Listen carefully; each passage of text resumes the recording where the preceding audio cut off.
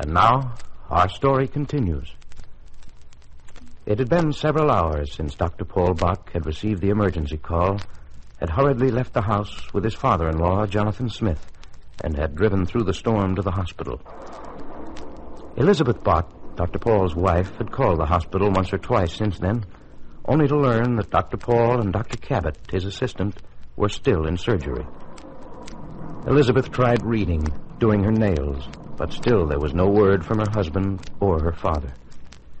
Finally, after vainly trying to go back to sleep, the woman got dressed, drove over to the hospital, of which her husband is chief of staff. Her father, Jonathan Smith, was sitting in the reception room when she arrived. Dad, what on earth has happened? Oh, hello, Elizabeth. What made you decide to come over here? Well, I was just sitting home waiting. Thought surely you'd phone me, tell me what happened.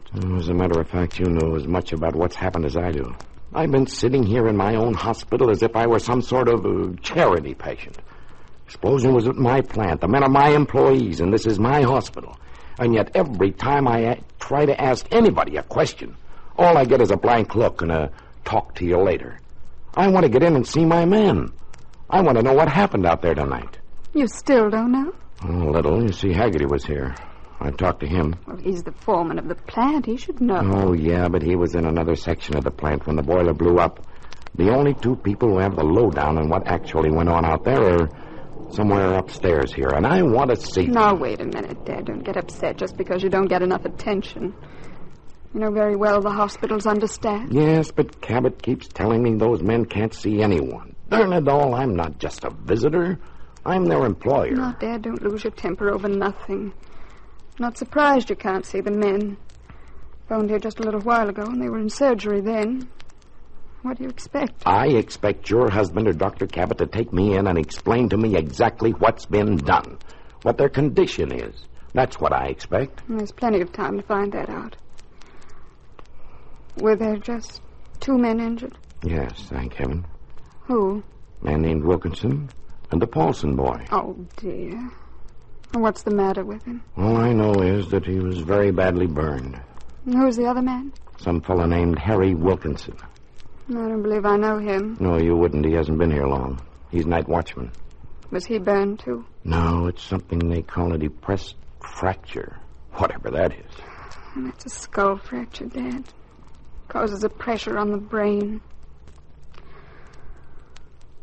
Oh, it all sounds pretty dreadful. You're darn right. It's a tragedy, that's what it is. What does Paul say about the men? Nothing, not a darn thing. Oh, Dad. Well, that's the truth. All I could get out of Paul was that the operations were successful. Well, at least that's something. I'm sure if he thought either one or both of the conditions were hopeless, he might have indicated something to that effect. Of course, Paul never considers any case hopeless. And you know what sort of care the men are going to get here. You know everything will be done that's humanly possible. So what good is it for you to worry and stew? I'm not worried about the man never mind. Now, go on, Dad. What are you going to say? Nothing. It's just that I feel so frustrated. Can't do anything. Everything's so vague. I can't get out to the plant. Can't even phone out there. The lines are still down. There are all sorts of people milling around out there. Bus passengers, workmen. Well, and here I sit trying to get some kind of stat on Wait a minute, Dad. Now, what's this about bus passengers? Some bus was going by on the highway when the explosion occurred. That's how they brought Wilkinson and the Paulson boy back into town. Well, why wouldn't they bring everyone in at the same time, then? Well, the driver wouldn't assume the risk, something like that. He had to get through a bad flooded section at the fork, so he just brought the men in, and Haggerty and some girl. A girl? Yeah, some woman who knew first aid. Huh. Anyway, she seemed to be the only one who kept her head in all the excitement. Haggerty, the dumb oaf, didn't know what to do. So I guess if it hadn't been for that woman, Harry and the Paulson boy would have died. I see. Well, who is she? I don't know. No one seems to know. I tell you, Elizabeth, I've never felt so thwarted as I do tonight. Darling, please, you're worn out and nervous. Don't let yourself get so excited. I'll see if I can't find Paul, and maybe he can help us. Paul's left. Left? Yes, a few minutes ago. Where did he go? I don't know. Just said he'd be back shortly. And he certainly was in a big rush. Too busy to even be civil. Well, that's funny. Well, perhaps Johnny Cabot can tell us. Johnny. Huh. That boy's as bad as Paul. Either he doesn't know anything or he won't tell you anything. I asked him where Paul went. Oh, this is silly. Paul wouldn't leave without telling someone where he was going. Wait a minute, Dad. I'll be back in a moment.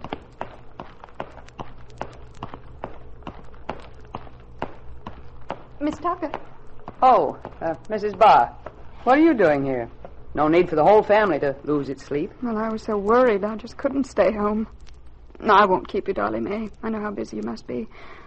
Father said Dr. Paul left the hospital. Yes, you just missed him. He went tearing out of here a few minutes ago. Tearing out? Well, you know how he is when he gets his mind set on something. Instead of taking the opportunity to lie down for a few minutes like I wanted him to, nothing would do, but he had to find out right now.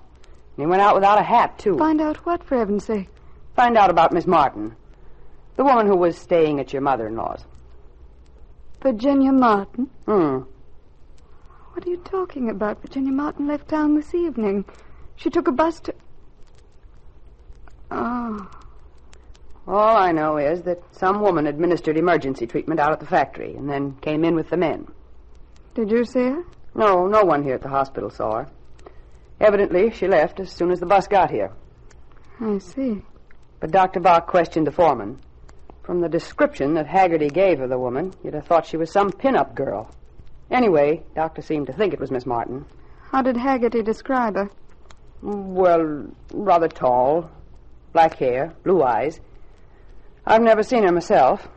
Of course, if you say that Miss Martin left town today, then I think Dr. Bott must be wrong. No, not necessarily. Not if she was on that bus that... Yes, but Mrs. Bott, Miss Martin wasn't a professional woman, was she? Well, she always said she had no particular training, Dolly May. I don't see what that has to do with it.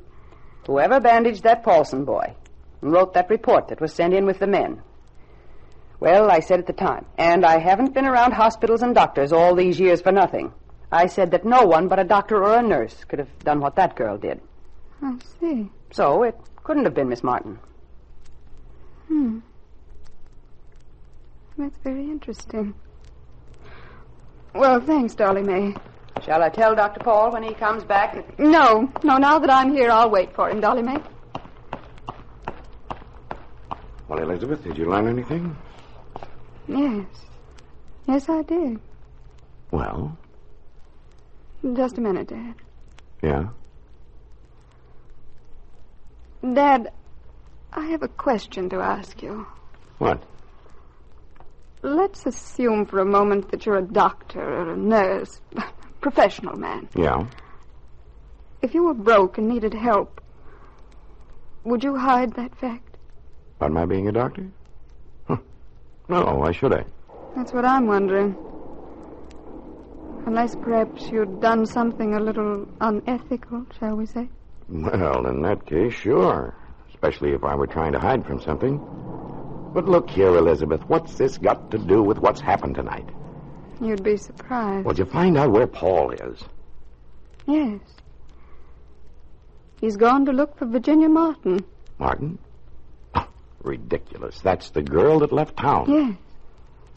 Yes, and evidently she was on that bus that stopped at the plant. And evidently she's the young woman who's responsible for your men getting here safely. Oh, for heaven's sakes, what did she have to act so mysterious for? And what's the matter with Paul? Why couldn't he have waited until morning? He probably figured that she'd be gone by morning. Well, I hope he doesn't find her. Why do you say that? Why should you care?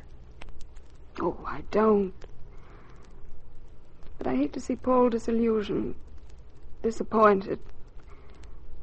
I hope he doesn't find her, Dad. But if he does, I think he's going to be very sorry he ever bothered. Elizabeth Bott, for some time, had been secretly annoyed at Virginia Martin's presence in the town, at the importance this stranger had assumed within the family circle. She sincerely hoped that her husband's search would be fruitless. But if it wasn't, Elizabeth was somehow certain that the suspicions she'd had all along about Virginia Martin would be vindicated.